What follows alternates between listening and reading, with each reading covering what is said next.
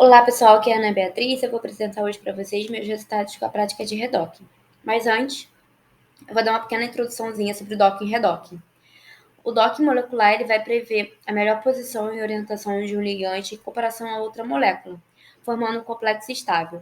Então, eu vou realizar um processo de validação de docking para saber se o software é capaz ou não de predizer corretamente a posição do ligante no sítio ativo da proteína. Então, vou partir para o processo de redocking, que é justamente comparar a posição do ligante cristalizado com a proteína com o ligante em seu sítio ativo. O primeiro passo foi, então, entrar no PDB e baixar a estrutura tridimensional da proteína, que é a minha proteína, né? É a 2-OCF. Aqui eu consegui dados como o tamanho dele, né? Que foi de 2,95 Armstrong, uma cadeia e 121 aminoácidos. Já tendo a proteína baixada em PDB, eu abri o programa Quimera para analisar a caixa do grid. O grid ele vai delimitar como os próximos programas vão avaliar a simulação. Então, vai ter no centro o ligante para que seja feita o ligante, né, para que então seja feita a análise. Aí eu abri a proteína e selecionei o resíduo para que fosse selecionado um raio ao redor dos ligantes. Os resíduos que estão próximos ao ligante estão representados em verde. E as coordenadas elas foram realizadas pelo Autodoc Vina, apresentando os seguintes resultados de x 48,1846, y menos 14,4436 e z 4,7939. E também foi apresentado o tamanho deles, respectivamente, em 20, x, y, z, né, 28, 26 e 28. Essas coordenadas são utilizadas em outras etapas, como no docking. Então, o próximo passo é ver o estado de protonação, calculando os valores de pK dos resíduos da proteína, dos resíduos de aminoácidos e baixar o arquivo em PQR. No meu PC, ele não rodou, por isso que a imagem está incompleta, mas eu pedi para uma amiga rodar e enviar para mim o arquivo em PQR e eu consegui seguir com a prática. O arquivo de texto, né, ele tem aqui o cálculo de pK dos ácidos asparticos, glutâmicos e da histidina. E o C que solta no meio ele vai representar o ligante. O meu estado de protonação, então, encontrado foi de histidina duplamente protonada, ou seja, foi protonada nos 2 hidrogênios. E agora, que já foi extraído o ligante, eu preparei as cargas, né, desse ligante utilizando o programa OpenBabel. Nessa etapa, ajustei os hidrogênios dos ligantes e selecionei seu pH e selecionei alguns parâmetros. Seguindo, então, o passo de adicionar hidrogênio, adicionar os hidrogênios no pH, que é 7 do meu, gerar as coordenadas bidimensionais e tridimensionais dos ligantes e converter. E aí, a partir disso, eu fui para o Autodocking Tools ajustar as cargas, né? Para que o programa do Docking, né, o Autodoc Vina, rodasse. E a entrada do programa, do arquivo, é em PDBQT.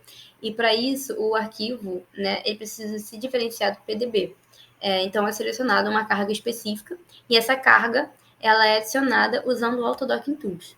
Eu segui, então, esse passo para ajustar as cargas, preparando o ligante. E a gente pode ver que em verde o ligante, né, com sua torção. E aí eu só venho em PDBQT. Isso foi feito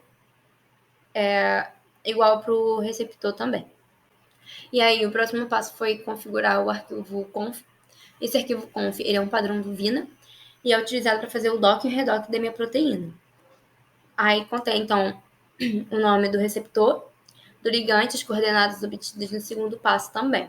E as coordenadas de x, y, z, respectivamente, a exaustividade que quero testar, né? O número de jeitos de se encaixar as proteínas, o nome output em PDBQT, que são os 20 jeitos, ou seja, os 20 mods, né, no máximo que eu vou ter para gerar, e o arquivo log, que vai conter a energia de afinidade. E por último, eu chamei o comando e obtive o resultado da simulação do Vina, né? Ali apontado na seta tem a energia de afinidade que ele calculou dos modelos. E lá também tem o RMSD, que preferencialmente seja abaixo de 2. E com a simulação do DOC, então, tenho pelo menos o primeiro modelo com os átomos dos ligantes originais bem sobrepostos com pelo menos 2 âmbitos de distância. E aí foi realizada, então,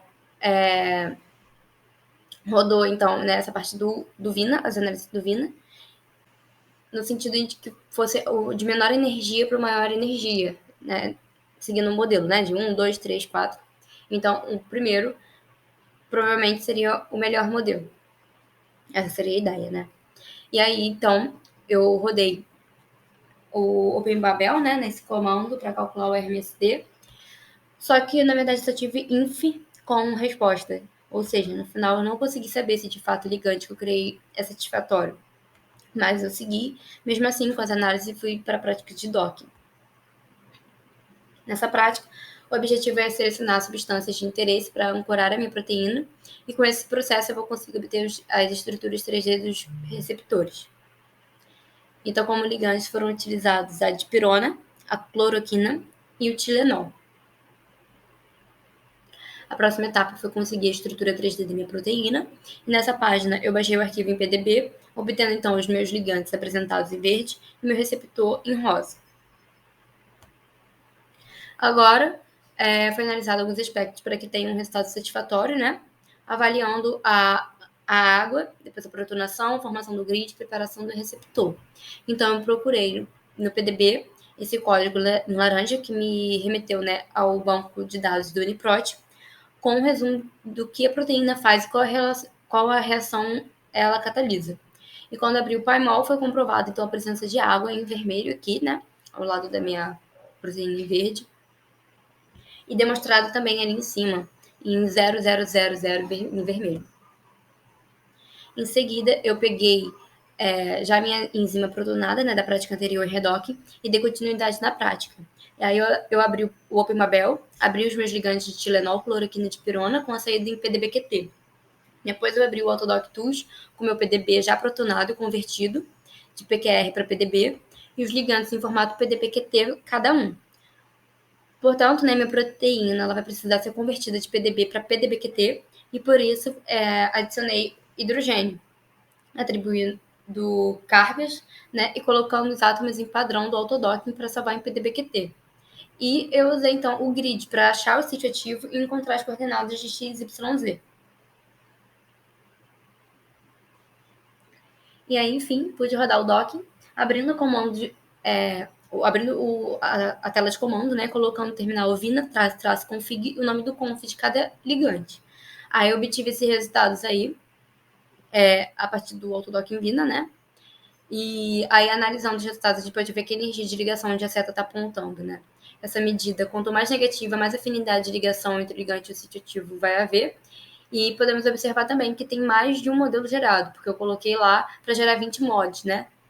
Mas, por exemplo, no da cloroquina, que está aí em primeiro representando, ele me apresentou somente 7 modelos. O que, teoricamente, né, o primeiro modelo gerado ele vai ser o de menor energia, como eu disse anteriormente. E aí vai apresentar também informações importantes, como está destacado aí, como as coordenadas x, y, z, o cálculo de energias, atividade, entre outros. Essa análise, então, foi feita também para a dipirona e para o Tilenol. E por último, eu abri no PyMol a minha proteína em PDB, apertei em S para que sequências de aminoácidos ficassem visíveis. E aí eu coloquei no comando os ligantes e abri um por um. Aqui na foto está aberta a cloroquina, né? E eu fui no comando e criei uma seleção dos átomos ao redor da cloroquina para saber quais compostos estão interagindo. E coloquei em 3 Armstrong, com o ligante utilizado como base. Eu coloquei também em destaque aqui no vídeo, né? E na foto, os nomes de cada resíduo, corroborando com os aminoácidos do artigo. E a gente pode observar também no vídeo que está sendo apresentado todos os modelos gerados na etapa anterior, podendo alternar e procurar a que melhor se enquadra no sítio. E aí eu selecionei todos os ligantes com a minha proteína no seu sítio ativo, e foi possível observar que todos se encontraram no mesmo lugar. Em violeta, a minha proteína, né, em PDB. Em vermelho a gente tem a cloroquina, em verde a dipirona, em azul o Tilenol, em laranja o meu ligante estrogênio. A gente pode perceber que aqui, por exemplo, nesse vídeo e nessa imagem, que tiveram algumas pontinhas soltas, né? Essas pontinhas soltas possivelmente vai dizer que ela não conseguiu se ligar a esse conjunto aqui que está representado nessas imagens. A gente pode perceber que é um pocket bem fechadinho e possivelmente essas pontas elas não conseguiram então se conectar. Talvez se alternasse, né, a questão da análise de inibir o sítio de ligação do cofator e depois inibir o substrato para ver qual se executava melhor, talvez pudesse ter uma resposta melhor de qual seria, né? Se ele conseguiria se conectar também ao sítio ativo, ou se ficaria do mesmo jeito com ponta solta. Mas, de modo geral, estou satisfeita, né, com o resultado, tendo então a minha reação do sítio ativo gerado pelo PyMol igual ao do artigo, e ficou um modelo bom, assim, bem sobreposto, conectado, desligante dos resíduos de aminoácido. E é isso, muito obrigada.